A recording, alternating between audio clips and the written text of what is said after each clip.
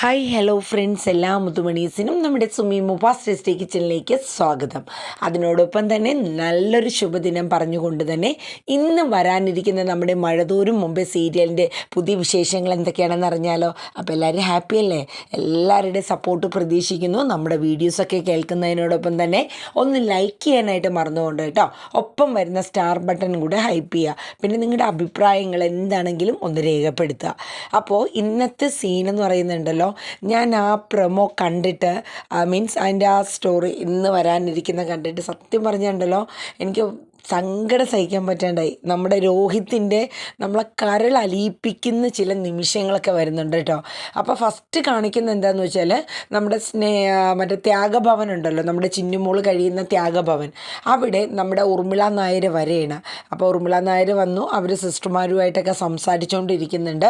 അപ്പോൾ അതിന് മുന്നായിട്ട് ചിന്നുമോളെ കണ്ട് സ്വീറ്റ്സും കാര്യങ്ങളൊക്കെ കൊടുക്കുന്നുണ്ട്.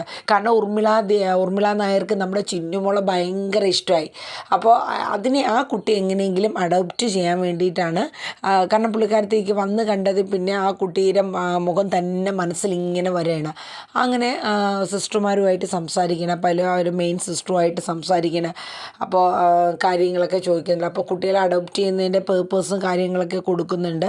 അപ്പോൾ കുറച്ച് നൂലാമാലകളൂടെ ഉണ്ട്, പഞ്ചായത്തിൽ നിന്നും പിന്നെ നിങ്ങളുടെ ഫിനാൻഷ്യലി പിന്നെ നിങ്ങളുടെ ബാക്ക്ഗ്രൗണ്ടും അങ്ങനെ പല കാര്യങ്ങളും കൂടെ ഇനിയും സെറ്റ് ചെയ്യാനുണ്ട്. അപ്പോൾ ഉർമിള നായർ പറഞ്ഞു അതൊന്നും വലിയ കുഴപ്പമുള്ള കേസല്ല സിസ്റ്ററെ, അതൊക്കെ നമുക്ക് പെട്ടെന്ന് തന്നെ റെഡിയാക്കാം എന്നൊക്കെ പറയുന്നുണ്ട്.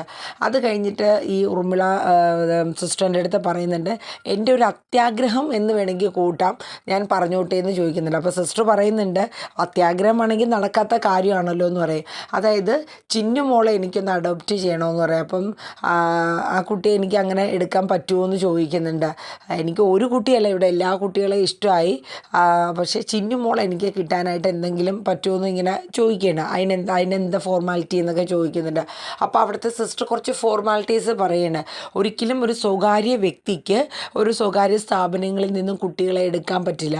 പിന്നെ ഇപ്പോൾ ഓൾറെഡി ഈ കുട്ടീനെ നിങ്ങൾ എടുത്തു എന്ന് വെച്ചാൽ തന്നെയും ആ കുട്ടിക്ക് ഒരു ബർത്ത് സർട്ടിഫിക്കറ്റോ അല്ലെങ്കിൽ ഒരു വോട്ടർ ഐ ഡിയോ അല്ലെങ്കിൽ ഒരു പാസ്പോർട്ടോ അങ്ങനെ റേഷൻ കാർഡ് അങ്ങനെ പല സംഭവങ്ങളൊന്നും ആ കുട്ടിക്ക് കിട്ടില്ല. അപ്പോൾ ഉർമിള നായർ പറഞ്ഞു, എനിക്കറിയാം, പക്ഷേ എനിക്ക് വേണമെങ്കിൽ ഇങ്ങനെ ചെയ്യാമല്ലോ, സ്പോൺസർ ചെയ്യാൻ പറ്റുമല്ലോ. അതായത് അവർ താമസിക്കുന്ന തിരുവല്ലയിലെ ഒരു കിൻഡൽ ഗാർഡനിൽ ഈ കുട്ടിയെ ചേർക്കുകയും ആ കുട്ടിക്ക് വേണ്ടുന്ന സൗകര്യം, താമസിക്കാനുള്ള സൗകര്യവും ആ കുട്ടിയെ നോക്കാനുള്ള ഒരു ആയയും അങ്ങനെ ഒരു സെർവൻറ്റിനെയൊക്കെ ഞാൻ നിർത്തി എനിക്ക് സ്പോൺസർഷിപ്പിൽ ഈ കുട്ടിയെ നോക്കാൻ പറ്റുമല്ലോ. സ്പോൺസർഷിപ്പ് എന്നുള്ളത് മറ്റുള്ളവരെ കാണിക്കാൻ വേണ്ടിയിട്ട്. അപ്പോൾ എനിക്ക് ഈ കുട്ടിയെ എനിക്ക് അഡോപ്റ്റ് ചെയ്യുന്ന പോലെ വളർത്തി അതിനെ എനിക്ക് നല്ലൊരു ജോലിയൊക്കെ ഉള്ളൊരു ആക്കി ഞാൻ നിങ്ങളെ അങ്ങ് ഏൽപ്പിച്ച് തന്നേക്കാം, സ്പോൺസർ ചെയ്യുന്നതിൽ കുഴപ്പമൊന്നുമില്ലല്ലോ. അപ്പോൾ സിസ്റ്റർ ചോദിക്കുന്നുണ്ട്, അങ്ങനെ ഒരു ഇതുണ്ടെങ്കിൽ നമുക്ക് എനിക്ക് പലരുമായിട്ട് ഇത് ആലോചിക്കാനും സംസാരിക്കാനും ഒക്കെ ഉണ്ട്. അപ്പോൾ നമുക്ക് ഇതിനെക്കുറിച്ച് എന്ന് വെച്ചാൽ ഈ ചിന്നുമോളുടെ കാര്യത്തിൽ രേവതി കുട്ടിക്കും അലീനയ്ക്കുമാണ് കൂടുതൽ ഇതുള്ളത്. അപ്പോൾ അതൊക്കെ എനിക്ക് സംസാരിച്ച് ക്ലിയർ ചെയ്യേണ്ടതായിട്ടുണ്ട്. അപ്പോൾ നമ്മുടെ ഉർമിള നായർ പറഞ്ഞു, അത് മാത്രമല്ല ഈ ത്യാഗ ഭവന് വേണ്ടിയിട്ട് ഞാനൊരു 5 lakhs ഡൊണേഷനും തരാമെന്ന് പറഞ്ഞു. അപ്പോൾ അവരെ സംബന്ധിച്ച് അതൊക്കെ കേട്ടപ്പോഴത്തേക്ക് ഒരു വല്ലാത്തൊരു സന്തോഷം തോന്നി. അപ്പോൾ അതിൻ്റെ കാര്യങ്ങളൊക്കെ ഞങ്ങൾ നോക്കിയിട്ട് മാഡത്തെ അറിയിക്കാമെന്ന് സിസ്റ്റർമാർ പറയുന്നുണ്ട്. ഈ സമയം ചിന്നുമോൾ അത് വരുന്നുണ്ട്, വന്നിട്ട് ആൻറ്റി പോവുകയാണെന്നൊക്കെ ചോദിച്ച് ഉമ്മയൊക്കെ കൊടുക്കുന്നുണ്ട്. അതുപോലെ ഉർമിള നായർക്ക് ഭയങ്കര ഇഷ്ടമാണ് ആ കുട്ടീനെ. കണ്ടത് മുതൽ ആ കുട്ടിയുടെ കുട്ടിത്വവും അതിൻ്റെ ആ ഒരു കുസൃതികളൊക്കെ ഉർമിള നായർക്ക് വല്ലാണ്ട് ഫീൽ ചെയ്യുന്നുണ്ട്. അപ്പോൾ അതുകൊണ്ട് ആ കുട്ടി എന്തായാലും എടുക്കണം എന്നുള്ള രീതിയിൽ ആ കുട്ടിയെ ഒന്ന് എടുത്ത് ലാളിച്ചിട്ടൊക്കെയാണ് അവർ പോകുന്നത് കേട്ടോ. അത് കഴിഞ്ഞ് കാണിക്കുന്നത് നമ്മുടെ അലീനയാണ്, നമ്മുടെ നിലമ്പുരയ്ക്കൽ വീടാണ്. അപ്പോൾ അലീന കിച്ചണിലാണ്. അപ്പോൾ ആ സമയത്ത് നമ്മുടെ മനു വിളിക്കുന്നുണ്ട്, എന്തൊക്കെയാണ് അവിടുത്തെ വിശേഷങ്ങളൊക്കെ ചോദിക്കുന്നുണ്ട്. അവരുടേതായിട്ടുള്ള കുറച്ച് സ്നേഹ സംഭാഷണങ്ങളൊക്കെ അങ്ങോട്ടും ഇങ്ങോട്ടും പറയുന്നുണ്ട്. അപ്പോൾ അലീനയും പറയുന്നുണ്ട്, എന്നിട്ട് എൻ്റെ രോഹിത്തിന് നല്ല മാറ്റം ഉണ്ടെന്നും അതിനോടൊപ്പം തന്നെ രോഹിത്തിനെ കൊണ്ട് ഇങ്ങനെ അമ്പലത്തിൽ പോയി അതൊക്കെ ഇങ്ങനെ പറയണം. അപ്പോൾ നമ്മുടെ മനു പറയുന്നുണ്ട്, എനിക്ക് സത്യം പറഞ്ഞാൽ ഇപ്പോൾ ഒരു ചീത്ത സ്വഭാവമുള്ള ഒരു തെമ്മാടിയായിട്ട് വളരാൻ തോന്നുന്നു. അതായത് മദ്യപാനവും കഞ്ചാവും വല്ല പീഡനവും ഒക്കെ ആയിട്ട്. അപ്പോൾ അലീന ചോദിക്കും അതെന്താ മനുവായിട്ട് അങ്ങനെ? അപ്പോൾ മനു പറയും അല്ല അപ്പം നീ രോഹിത്തിനെ നോക്കിയതുപോലെ എന്നെയും നോക്കുമല്ലോ, നിൻ്റെ സ്നേഹമൊക്കെ എനിക്കും കിട്ടുമല്ലോ എന്നൊക്കെ പറഞ്ഞ് അവരുടേതായിട്ടുള്ള കുറച്ച് സംഭാഷണങ്ങൾ. അപ്പം നമ്മുടെ അലീന പറയുന്നുണ്ട് അങ്ങനെയാണെങ്കിൽ മിക്കവാറും ജയിലിലോട്ടേ വരുള്ളൂ എന്ന് പറയും. ഈ സമയത്ത് നമ്മുടെ കൃഷ്ണമോള് വരുന്നുണ്ട്. കാരണം ഹോള് വരെ എത്തി അലീനയുടെ പപ്പടം കരിഞ്ഞതിൻ്റെ മണം. അങ്ങനെ നമ്മുടെ കൃഷ്ണമോള് വന്നിട്ട് പറഞ്ഞു എന്താ ചേച്ചി എന്തെങ്കിലും കരിഞ്ഞിട്ടുണ്ടോ എന്ന് ചോദിക്കുക. അപ്പോഴേക്ക് അലീന മനുവിൻ്റെ ഞാൻ എന്നാൽ പിന്നെ വിളിക്കാം മനുവായിട്ടാന്ന് പറഞ്ഞ് ഫോൺ വെക്കുന്നുണ്ട്. അപ്പോൾ കൃഷ്ണമോള് പറയുന്നുണ്ട് ഇല്ല ചേച്ചി സംസാരിച്ചോ, എന്തോ കരിഞ്ഞതിൻ്റെ ഒരു സ്മെല്ല് വന്നുകൊണ്ട് ഞാൻ വന്നതാണെന്ന് കൃഷ്ണമോൾ അലീനയുടെ അടുക്ക പറയും. അപ്പോൾ പറയും ഇല്ല മോളെ ചോറൊക്കെ റെഡി ആയിട്ടുണ്ട്, നീ ഒരു കാര്യം ചെയ്യും മേളിൽ പോയിട്ട് ബബിതേനെയും കൂടെ കൂട്ടി കുറച്ച് തുണിയൊക്കെ അയ്യെന്നെടുത്ത് മടക്കി വെക്കാനുണ്ട്, അങ്ങനെ പോയി മടക്കാവോ എന്ന് പറഞ്ഞു. ബബിതേച്ചി അതിന് വരെയൊന്നുമില്ല മടിച്ചിയാന്ന് കൃഷ്ണമോൾ പറയും. ഇല്ല ഞാൻ പറഞ്ഞു എന്ന് പറഞ്ഞാൽ മതി, പണ്ടത്തെ ബബിതയൊന്നും അല്ല, ശരിക്കും ബബിത മാറിപ്പോയിട്ടുണ്ട് അല്ലേ. കാരണം വെച്ചാൽ അലീനയോട് സ്നേഹം നന്നായിട്ടുണ്ട്, പക്ഷെ അതിങ്ങനെ പ്രകടിപ്പിക്കാനായിട്ട് ബബിതയ്ക്ക് കുറച്ച് ഒരു ഇതൊക്കെ ഉണ്ട്. പക്ഷെ എങ്കിലും കുഴപ്പമൊന്നുമില്ല കേട്ടോ. ആ വീട്ടിലെ കാര്യങ്ങളും ബബിതയായിട്ട് ബബിതയ്ക്ക് മറ്റുള്ളവരുമായിട്ട് സംസാരിക്കണം. മുമ്പൊന്നും അങ്ങനെയല്ല, ഒരു മൊബൈൽ കിട്ടിക്കഴിഞ്ഞാൽ റൂമിൽ കയറി ആ ഇരിപ്പിരുന്ന് കഴിഞ്ഞാൽ പിന്നെ പറയാനുമില്ല. അങ്ങനെ ആ ബബിത ഇപ്പോൾ ഇത്രയും നല്ല ചേഞ്ച് വന്നപ്പോഴത്തേക്ക് അത് എല്ലാവർക്കും ഭയങ്കര ഒരു സന്തോഷം. അങ്ങനെ കൃഷ്ണമോളും ബബിതയും കൂടെ തുണി മടക്കിക്കൊണ്ടിരിക്കുകയാണ്. അപ്പോഴേക്ക് അലീന മേളിൽ ചെന്നു. രോഹിത്തിനെയും ഫുഡ് കഴിക്കാൻ വിളിക്കണമല്ലോ. അങ്ങനെ രോഹിത്തിൻ്റെ റൂമിൽ ചെന്നിട്ട് പറഞ്ഞു മോനെ വാടാ ഇന്ന് നിനക്ക് എന്താ സ്പെഷ്യൽ വേണമെന്നൊക്കെ ചോദിക്കാം. അപ്പോൾ എനിക്ക് കഞ്ഞിയും പപ്പടവും നല്ല ചമ്മന്തിയും മതി, ചപ്പാത്തിയൊക്കെ ഉണ്ട്, അപ്പം എല്ലാം റെഡിയാണ്, നീ വാന്ന് പറയും. എന്നാൽ ശരി ചേച്ചി അതിന് വേണ്ടിയിട്ടാണോ വന്നത്, എന്നെ വിളിച്ചാൽ മതിയല്ലോ എന്ന് രോഹിത്ത് പറയും കേട്ടോ. ആ സമയത്ത് അലീന പറയും ഇല്ല മോനെ എനിക്കൊരു കാര്യം നിന്നോട് പറയാനുണ്ടെന്ന് പറയും. എന്താ അലീന ചേച്ചി പറഞ്ഞു എന്ന് പറയും. അതായത് വേറൊന്നുമല്ല, ഈ വീട്ടിൽ കാരണം രോഹിത്ത് കാരണം അച്ഛനും അമ്മയും ബബിതയും കൃഷ്ണമോളൊക്കെ ഒരുപാട് സങ്കടപ്പെട്ടിട്ടുണ്ട്. നമുക്ക് അവരോടെല്ലാം മാപ്പ് പറയണ്ടേ എന്ന് വെച്ചാൽ വേറൊന്നുമല്ല, ഈ കുടുംബത്തിലെ ഏക ഒരു ആൺതരി നീയാണ്. അപ്പം നീ കാരണം അവർക്ക് ഒരുപാട് വിഷമം ബുദ്ധിമുട്ടുകൾ നേരിടേണ്ടി വന്നു. അപ്പോൾ അത് നമുക്ക് അവരുടെ അടുത്ത് എല്ലാവരുടെ അടുത്തും മനസ്സ് തൊട്ടൊന്ന് മാപ്പ് പറയണം, അത് വേണം എൻ്റെ മോന് എന്നൊക്കെ പറഞ്ഞ് അലീന കുറേ കാര്യങ്ങൾ രോഹിത്തിനോട് പറയുന്നുണ്ട്. അപ്പോൾ രോഹിത്തിൻ്റെ കണ്ണൊക്കെ അങ്ങ് നിറയാണ് കേട്ടോ. കാരണം രോഹിത്തിനറിയാം താൻ ചെയ്ത തെറ്റെന്താണ്, അല്ലെങ്കിൽ അത് എന്തൊക്കെയാണെന്നുള്ളത്. അത്രയും വലിയ തെറ്റ് താൻ കാരണം തൻ്റെ കൂടപ്പിറപ്പുകൾക്ക് പോലും അത്രയും ബുദ്ധിമുട്ട് നേരിടേണ്ടി വന്നിട്ടുണ്ട്. അവർക്കൊക്കെ ഒന്ന് കോളേജിൽ പോകാനോ അല്ലെങ്കിൽ പുറത്തിറങ്ങാനോ പോലും തന്നെ പറ്റിയിട്ടില്ല എന്നൊക്കെ ഇങ്ങനെ പറയണം.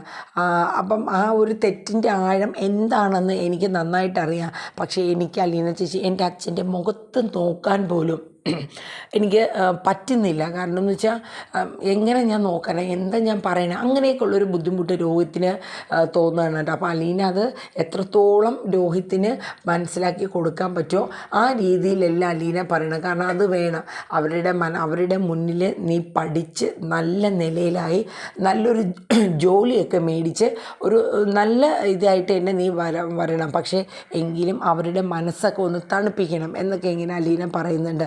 അതും ഭയങ്കര നമുക്ക് സീനാണ് കേട്ടോ. ഇത് തൊട്ട് എനിക്ക് ആ സീനൊക്കെ നമ്മളത് സീരിയലിൽ കാണുമ്പോൾ ഉണ്ടല്ലോ നമ്മുടെ കണ്ണ് നിറഞ്ഞു പോവുക കേട്ടോ. എനിക്ക് ഭയങ്കര ബുദ്ധിമുട്ടായിപ്പോയി ആ ഒരു ഇതൊക്കെ. അങ്ങനെ രോഹിത്തിൻ്റെ കൈയും പിടിച്ചുകൊണ്ട് നമ്മുടെ അലീന നേരെ നമ്മുടെ ബാലചന്ദ്രൻ്റെ റൂമിലോട്ട് ചെല്ലുകയാണ് കേട്ടോ.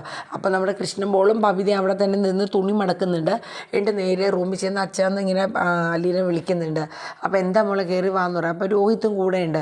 അച്ഛൻ ആ ലാപ്ടോപ്പൊക്കെ ഒന്ന് അടച്ചു വെച്ച് ഒരു കാര്യം സംസാരിക്കാനുണ്ടെന്ന് പറയാം. അങ്ങനെ രോഹിത്ത് ബാലചന്ദ്രൻ്റെ അടുത്തോട്ട് ചെല്ലുകയാണ്. ചെന്നിട്ട് എന്താ മോനെ പറഞ്ഞു. അപ്പം ബാലചന്ദ്രൻ എണീറ്റ് നിൽക്കണു, രോഹിത്ത് എഴുന്നേറ്റ് നിൽക്കണം. എന്നിട്ട് പറയും മോനെ എന്തെങ്കിലും വേണോ പറഞ്ഞോ എന്ന് പറയുന്നുണ്ട്.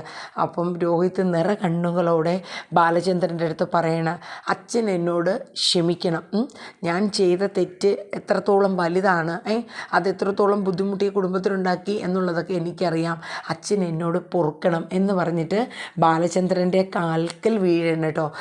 സത്യം പറഞ്ഞാൽ എനിക്കത് പറയുമ്പോൾ തന്നെ എനിക്ക് ഭയങ്കര വിഷമം കേട്ടോ. എന്നിട്ട് എന്ന് വെച്ചാൽ വല്ലാത്തൊരു സീനാട്ടോ അത്. എന്നിട്ട് ബാലചന്ദ്രൻ്റെ കണ്ണങ്ങ് നിറയണം. കാരണം ഒരിക്കലും രോഹിത്തിൽ നിന്ന് അങ്ങനെ ഒരു മാപ്പ് അപേക്ഷ ഉണ്ടാകുമെന്ന് ഒരിക്കലും ബാലചന്ദ്രൻ, തൻ്റെ മകനാണോ എങ്ങനെ ജീവിച്ച ഒരു കുട്ടിയാണ് അല്ലേ, അവരച്ഛൻ്റെ മുഖത്ത് പോലും നോക്കുകയോ അല്ലെങ്കിൽ എന്ത് പറഞ്ഞാലും തറുതല പറഞ്ഞുകൊണ്ടൊക്കെ നടന്ന് ആ ഒരു വ്യക്തി ഇപ്പോൾ ഇത്രയും നല്ലൊരു പെർഫെക്റ്റ് ആയിട്ടുള്ളൊരു മനുഷ്യനായിട്ട് തൻ്റെ മുന്നിൽ നിൽക്കണു. ഇതെല്ലാം ആര് കാരണമാണ്? നമ്മൾ അലീന കാരണമാണ്. ബാലചന്ദ്രനെ സഹിക്കാൻ പറ്റുന്നില്ല. ബാലചന്ദ്രനെ അങ്ങ് ചേർത്തങ്ങ് പിടിക്കുകയാണ് നമ്മുടെ രോഹിതിന്. എൻ്റെ പൊന്നു മോൻ, ഒരു സോറിയും പറയണ്ട, അച്ഛന് ഒരു വിഷമവും ഇല്ലടാ. നീ നല്ലതായിട്ട് നന്നായിട്ട് ജീവിച്ച് നല്ല നിലയിലെത്തി അച്ഛനെ കണ്ടാൽ മതി. നീ മാപ്പൊന്നും പറയണ്ട. എന്നാലും അച്ഛൻ പൊറുക്കണം. അച്ഛനോട് ഞാൻ മോശപ്പെട്ട് സംസാരിച്ചിട്ടുണ്ട്. അച്ഛന് വിഷമങ്ങൾ ഒരുപാട് ഞാൻ തന്നിട്ടുണ്ട്. കാരണം രോഹിത്തിനെ അറസ്റ്റ് ചെയ്ത് കൊണ്ടുപോകുന്ന ആ നിമിഷം പോലും ബാലചന്ദ്രൻ അറ്റാക്ക് ഒന്ന് വീഴുകയാണ്. കാരണം ഒരു മകനാണ്. ആ മകനെ സ്വന്തം കൺമുന്നിലിട്ട് പോലീസുകാർ ഇടിച്ച് ചതച്ച് ജയിലിലോട്ട് അറസ്റ്റ് ചെയ്ത് കൊണ്ടുപോകുന്ന ആ സീൻ ഏതൊരച്ഛനാണ് സഹിക്കുക? ആ ഒരു സീനൊക്കെ ഉണ്ട്. അപ്പം അതിൻ്റെ ആഴം എന്താണെന്ന് രോഹിത്തിന് നന്നായിട്ടറിയാം. അങ്ങനെ രോഹിത്ത് ഭയങ്കര ഇമോഷണലായിട്ട് തന്നെ ആ ബാലചന്ദ്രൻ്റെ അടുത്ത് മാപ്പ് പറയുകയാണ്. എന്നിട്ട് ആ നിൽക്കുന്ന സമയത്ത് നമ്മുടെ അലീന, ബബിതേനി, കൃഷ്ണൻപിള്ളയൊക്കെ ഇത് മാപ്പ് പറയുന്ന കേൾക്കാൻ വേണ്ടിയിട്ട് അവിടെ കൊണ്ടൊരു ഡോറിൻ്റെ അവിടെ നിർത്തിയിരിക്കുകയായിരുന്നു. എന്നിട്ട് അലീന പറയും, അലീനയുടെ കണ്ണ് നിറയണു, ബബിതയുടെ കണ്ണ് നിറയണം. ബബിത ആരും കാണാണ്ട് കണ്ണൊക്കെ തുടയ്ക്കുക. കൃഷ്ണമോൾ അങ്ങ് വിമ്മാണ് കേട്ടോ. എന്നിട്ട് അലീന ബബിതേനെ കൃഷ്ണമോളൻ ചേർത്ത് പിടിക്കും. എടാ മോനെ, ഇതാരാന്ന് നോക്ക്, ഇവരോട് നിനക്ക് എന്തെങ്കിലും പറയാനുണ്ടോ എന്ന് രോഹിത്തിനോട് ആ സമയത്തിന് അലീന ചോദിക്കുകയാണ്. അവരെല്ലാവരും ഒരു റൂമിൽ തന്നെയാണ് നിൽക്കുകയാണ്. അപ്പോൾ നമ്മുടെ രോഹിത് അവരടുത്തോട്ട് വരും. എന്നിട്ട് കൃഷ്ണമോളുടെ കൈയും ബബിതയുടെ കൈയും എടുത്തിട്ട് പറയും, നിങ്ങൾ എന്നോട് ക്ഷമിക്കണം. ഞാൻ കാരണം നിങ്ങൾക്ക് ഒരുപാട് വിഷമങ്ങളും നാണക്കേടും ഉണ്ടായി. കോളേജിലും സ്കൂളിലും ഒക്കെ പോകാൻ പറ്റാണ്ടായി. ഞാൻ കാരണമാണ്, എന്നോട് ക്ഷമിക്കണേന്ന് പറയും. ബബിതയ്ക്ക് അങ്ങനെ പൊട്ടിക്കരയാട്ടോ, സഹിക്കാൻ പറ്റുന്നില്ല. കൃഷ്ണമോൾ അപ്പം തന്നെ ചെന്ന് രോഹിത്തിനെ ചേർന്നങ്ങ് തോളോട് ചേർന്ന് കൃഷ്ണമോൾ അങ്ങ് നിൽക്കുകയാണ്. എന്നോട് ക്ഷമിക്കണേടി മോളെന്ന് കൃഷ്ണമോളെടുത്തും, ബബിതയെ മോളെ നീയും ക്ഷമിക്കണേടി എന്ന് പറഞ്ഞ് അവരൊക്കെ അങ്ങ് കരയാട്ടോ. ബാലചന്ദ്രൻ്റെ ചങ്ക് ഇങ്ങോട്ട് എന്താ പറയണേ, നമുക്ക് എന്താ പറയണേ, നിങ്ങൾക്ക് അതിൻ്റെ ആ ഒരു സീരിയസ്നെസ് അല്ലെങ്കിൽ എത്രത്തോളം ഇമോഷണലായിട്ടാണ് അവർ ആ സീൻ പറയുന്നത് എന്നൊക്കെയുള്ളത് നിങ്ങൾക്ക് മനസ്സിലാവുന്നുണ്ടല്ലോ. അത്രയ്ക്ക് നമ്മളെ കരൾ അലിയിപ്പിക്കുന്ന സീനാട്ടോ.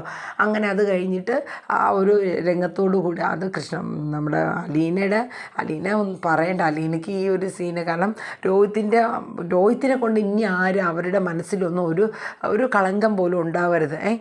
എല്ലാം പുറത്ത് എല്ലാവരുടെയും മനസ്സ് നല്ലപോലെ ഇതായിട്ട് ഇതൊക്കെ ആക്കി വരണം. അതുകൊണ്ട് മാത്രമാണ് അലീന രോഹിത്തിനെ കൊണ്ട് ഇവരുടെയൊക്കെ മുന്നിൽ മാപ്പ് പറഞ്ഞത്. കാരണം ചെയ്ത തെറ്റ് അത്രയ്ക്കും വലിയ തെറ്റായിരുന്നു. മറ്റുള്ളവർക്ക് നാണക്കേടും ഒക്കെ തോന്നിയ ഒരു സീനല്ലേ. അപ്പോൾ അതുകൊണ്ട് അലീനയ്ക്ക് അതിനേക്കാളേറെ സന്തോഷം തോന്നുന്നതിന് കൂടപ്പുറപ്പുള്ള കൂടെയും അതുപോലെ തന്നെ അച്ഛൻ്റെ അടുത്തുമൊക്കെ മാപ്പ് പറഞ്ഞു. അതുപോലെ ഇനി വൈജയന്തിയുടെ അടുത്തും മാപ്പ് പറയുന്ന സീനൊക്കെ വരുന്നുണ്ട് കേട്ടോ. അപ്പോൾ ഇന്നത്തെ എപ്പിസോഡിൽ ഏകദേശം സീന് ഈ കരഞ്ഞു നിർത്തുന്ന സീനാണ് ഗൈസ്. ഭയങ്കര സങ്കടമാണ്. ഞാൻ എങ്ങനെയൊക്കെയോ ഒപ്പിച്ചതാണ്. എനിക്ക് ഭയങ്കര വിഷമം തോന്നിയൊരു സീനായിരുന്നു. അപ്പോൾ ഇന്ന് ഇത്രയൊക്കെ ഉള്ളൂ. നമ്മുടെ മഴ തോറും മുമ്പേ സീരിയലിൽ വരുന്ന നല്ല അടിപൊളി സീനാണ്. ആരും മിസ്സാക്കി കളയേണ്ട കേട്ടോ. നല്ല കിടിലൻ സീനാണ്. പിന്നെ ഇനി നാളെ കാണിക്കുന്നത് ഈ ഒരു കാര്യം രോഹിത്തിനെ കൊണ്ട് ചെയ്യിപ്പിച്ചത് അലീനയാണെന്നറിയാലോ.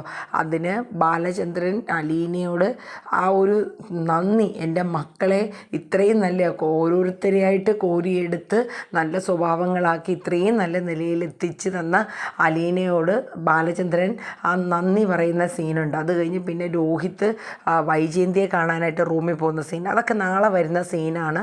നല്ല അടിപൊളി ഓരോ ദിവസവും നല്ല കിടിലൻ സീനുകളാണ് വരുന്നത് കേട്ടോ. അത് കൂടാണ്ട് നമ്മുടെ അലീനയ്ക്ക് ഭയങ്കര പനിയൊക്കെ വരുന്നുണ്ട് കേട്ടോ. അപ്പോൾ നമ്മുടെ ബബിത ബാലചന്ദ്രൻ്റെ അടുത്ത് പോയിട്ട് ഡോക്ടറെ വീട്ടിൽ വിളിച്ചുകൊണ്ട് വാന്നൊക്കെ പറയുന്നുണ്ട്. പിന്നെ അലീനയെ ശുശ്രൂഷിക്കുന്നുണ്ട്. അങ്ങനെ ഒരുപാട് വമ്പൻ ട്വിസ്റ്റുകളൊക്കെയാണ് വരുന്നത്. അപ്പോൾ എന്തായാലും നമുക്ക് കാത്തിരിക്കാം അല്ലേ. അപ്പോൾ എല്ലാവരും നമ്മുടെ വീഡിയോസൊക്കെ ഒന്ന് കേൾക്കുക, ലൈക്ക് ചെയ്യുക, ഹൈപ്പ് ചെയ്യുക. അപ്പോൾ അടുത്തൊരു പുതിയ വിശേഷവുമായി വരുന്നവരേക്കും എല്ലാവർക്കും നല്ലൊരു good morning. Tata, bye bye, take care, thank you.